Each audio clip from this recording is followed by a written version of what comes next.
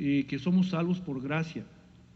Porque a veces sí, bueno, en mi caso por lo menos, sí entiendo que luego hablo como que, y lo que digo es, se entiende que nosotros tomamos la decisión. Y hay un término también que mucha gente aplica: aceptó a Cristo. Creo que ya lo hemos platicado en otras sesiones, ¿no?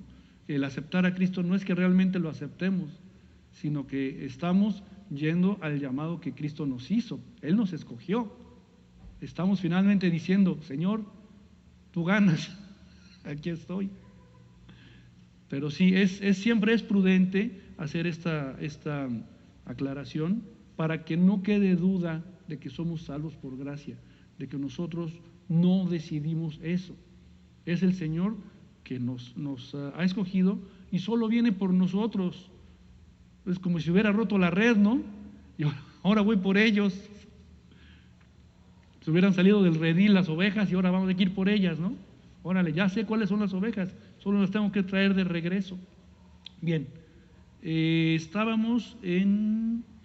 íbamos al capítulo 21. Ahí nos va a hablar de la Nueva Jerusalén. Dios dice que yo hago todas las cosas nuevas, toda la creación será restituida. Cuando dice que habrá una nueva tierra y que esta será destruida, entendemos que hará con ella lo mismo que hará con nuestros cuerpos.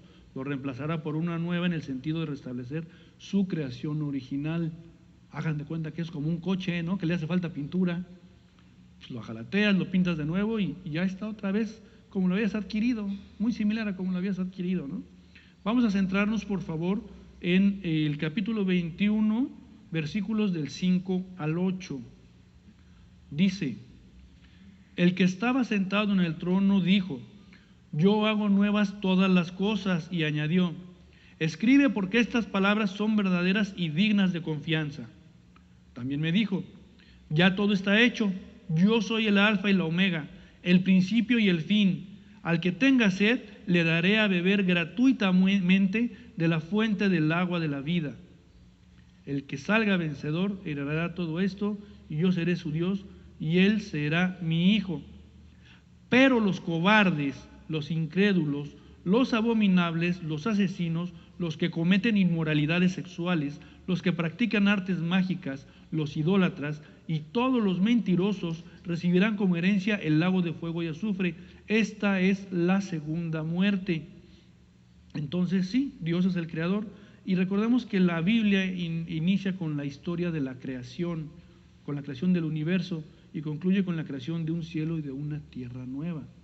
Entonces recordamos lo que dice en Génesis, ¿no? Y lo que estamos viendo ahora.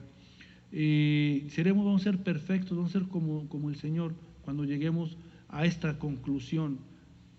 Vamos a regresar de nuevo a casa. El agua de vida, bueno, pues es símbolo de vida eterna. ¿Quién es el agua de vida? Jesucristo, ¿verdad? Entonces, ¿qué acabamos de leer? ¿Dónde está? Acá está. Al que tenga sed, le daré beber gratuitamente de la fuente del agua de la vida. El precio ya está pagado. ¿Sí? Tómate un vaso con agua. Ya está pagado. Paco.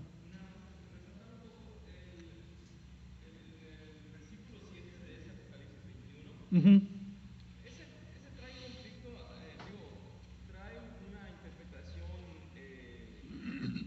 pues errada en la mayoría de los lectores, porque como que no toman en cuenta en el contexto, y justamente lo que acabamos de decir, está diciendo es que es gratuito, es que es gracia, ¿verdad? Y ahí dice, literalmente dice, el que venciere. Obviamente el que venciere es porque el Señor lo trajo, el Señor pagó por él, el Señor lo guarda, vence porque el Señor Le dio esa victoria. lo va a rescatar. Uh-huh. Pero pues hay quienes se separan de todo lo que vienen leyendo, lo toman exclusivamente y dice el que venciere, como si el hombre tuviera que por sus fuerzas resistir, Uh-huh. y entonces si logra vencer, a él se le va a dar. Uh-huh. Entonces estos versículos a veces tomados Cierto. separados espantan, ¿no? Es que va a depender de mí, ¿no? Y entonces como después sigue y los cobardes y los incrédulos. Bueno, a nosotros ya no nos da ninguna imperfección, el Señor ya no nos atribuye ninguna imperfección, ¿no? Uh-huh. Por justos, por salvos, por aprobados, por defendidos por Él, ¿verdad? Así es. Entonces, estos son utilizados como versículos para asustar a la gente, ¿verdad? Si eres cobarde, si eres todo, entonces llega Y, al revés. y como hay iglesias que predican a partir de este punto, ya lo comentamos incluso la semana pasada, hay iglesias que se dedican mucho a la escatología y viene la gran tribulación y estén listos, y de ahí hacen una explicación bíblica, entendible, real, porque viene aquí, pero de ahí, de ahí lo toman, y efectivamente lo comentamos al principio y por eso lo repasamos en la semana. Lo dijimos al principio, no podemos leer un versículo bíblico aislado, ¿sí? Hay ese paralelismo progresivo del que hablábamos, tiene que ver con esto. Si nosotros leemos nada más esta parte, sucede lo que comentaba Paco. Es que aquí parece que está diciendo que la victoria es del ser humano, y no, o sea, Dios ya nos dio la victoria y nosotros solamente vamos con Él, vamos a Él, regresamos a Él, pero esa victoria no depende de nosotros. Entonces sí hay que tener mucho cuidado a la hora de hacer una lectura de un versículo. Si nos queda duda de algo y no encontramos alguna otra referencia que nos complemente, pues es cuando hay que venir con los indicados, con los pastores, que nos ilustren, que nos expliquen. ¿Sabe qué, pastor? No entiendo este asunto. Leí tal cosa, pero me queda esta duda. Y ellos nos sabrán decir. ¿Ok? Siempre que tengan duda, si tienen una discusión con alguien de otra congregación, de otra denominación, traigan la discusión acá. Porque, bueno, no que traigan a la persona y vamos a discutir con mi pastor, no, sino que traigan el punto. Eso es importante porque debemos entender bien, entender de manera clara lo que el Señor nos está diciendo, porque hemos sabido de gente que ya no viene a la iglesia porque se dejó seducir por otras denominaciones. Es que allá me lo explicaron más claro. ¿Y por qué no trajiste tu duda acá, no? Entonces, debemos tener mucho cuidado. En alguna ocasión tuve una charla, no fue discusión, sino que fue charla con una persona que le decía yo, bueno, es que Dios nos escoge, nosotros no decidimos. Y entonces me dijo, ¿sabes qué? Mejor tú te quedas con tu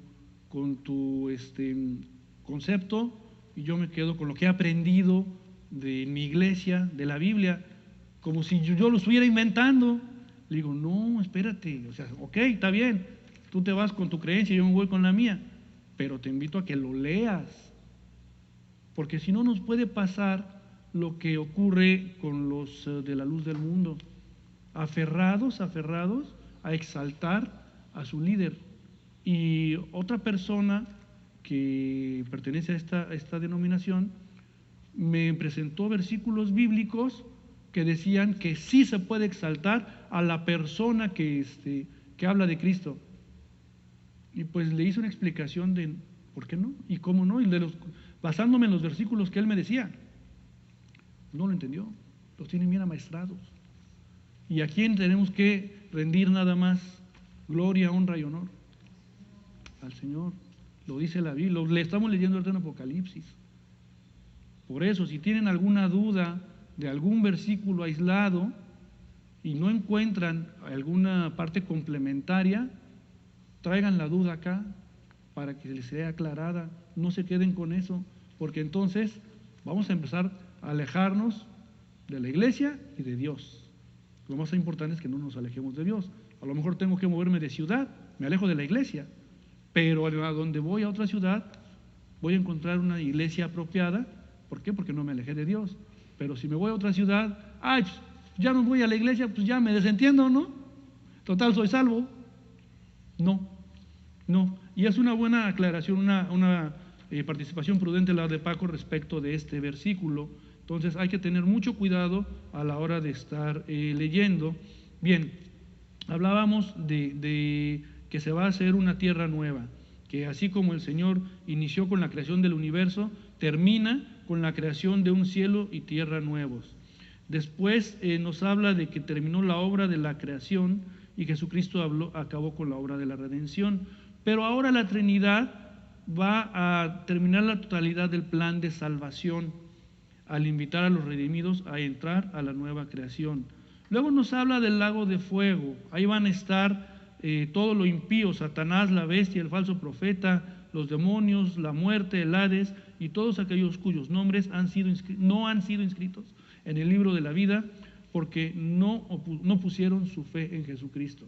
Todo aquel que no puso su fe en Jesucristo va a terminar en el lago de fuego. Yo no sé si a usted les gusta el fuego, pero se hayan metido la mano al fuego alguna vez, se hayan quemado, debe estar medio feo, ¿no? Si te quemas tantito con un cerillo, prendes el calentador y ¡ay, hijo del maíz! Prendes la estufa, en fin, y la quemadita te causa dolor. No me quiero imaginar si alguien va a estar de vida completa, cuerpo entero, en un lago de fuego. Es que va a ser espiritual. Ok, no hay bronca, échatela. ¿Te arriesgas a echártela? Yo no. Yo prefiero estar en la ciudad de calles de oro, mar de cristal y piedras preciosas. Entonces pero hay que entender lo que es el lago de fuego. Esta es la muerte segunda, es una muerte espiritual, pero es la muerte segunda. Luego, otro punto importante es lo que dice aquí de el reino de Dios. Es el reino que el Señor desea reanudar con nosotros. Y bueno, vamos a puntualizar lo que creían los judíos de la época de Jesús, que Él como Mesías venía a salvarlos del yugo del imperio romano. Esperaban ver en Él a un Moisés, esperaban ver en Él a un David, pero no entendían que no era un reino territorial, porque eso es lo primero que pensamos, ¿no? Hay juegos de mesa o de video que nos hablan de reinos, de imperios, y ¿qué es lo que vas ganando? Pues territorios, propiedades y demás, ¿no? Entonces, ese es el concepto que tenemos. Cuando leemos la historia, el imperio azteca, ¡pum!, le abarcaba de aquí hasta acá. Ay, no, pues era grande, ¿no? El imperio romano, desde acá hasta acá, desde el norte de África hasta toda Europa y tantito para allá, para Asia, no, pues estaba grande, ¿no? Es la imagen que tenemos de un reino, de un imperio. Pero Jesús, reiteramos, nos está hablando no de un territorio, no de un lugar, nos habla de un reino espiritual. ¿Ok? Entonces, por eso insiste en la importancia de su primera parábola. ¿Recordamos cuál es la primera parábola de Jesús? ¿No? Mateo 13 del 3 al 8. La del sembrador. ¿Quién lo dijo por allá? Avanza 2 kilómetros. Premio para Anita cuando termine la sesión. Exactamente. ¿Por qué? Porque el encargado de restaurar el reino no es un conquistador. Se parece más, exacto, a un sembrador. Más a un sembrador. A nosotros nuestra tarea, recordemos, es ir, hacer discípulos, compartir el evangelio, sembrar la semilla, porque la semilla es palabra. Es palabra. Entonces nuestra semilla, que es la semilla del Señor, nosotros la vamos a sembrar. No sabemos si a la hora de compartirla con alguien, esa persona es la carretera, es terreno rocoso o es tierra fértil. Eso no lo sabemos nosotros. Él vendrá después a regar la que cayó en buena tierra. Y ese será el reino del Señor, el reino espiritual del que nos habla el Señor. Ese cambio de personas. Bien, cerramos en Apocalipsis 22, del 20 al 21, o el 20 y el 21. Dice, 22, 20 y 21, el que da testimonio de estas cosas, dice, sí, vengo pronto, amén, ven Señor Jesús. Y el 21, que la gracia del Señor sea con todos ustedes, amén. ¿Alguna duda, pregunta, comentario, chiste, broma pesada, anécdota? Bien, pues si hemos quedado claros y entendidos, damos por concluida la plática de hoy y nos preparamos para el servicio siguiente. Vamos a cerrar en oración.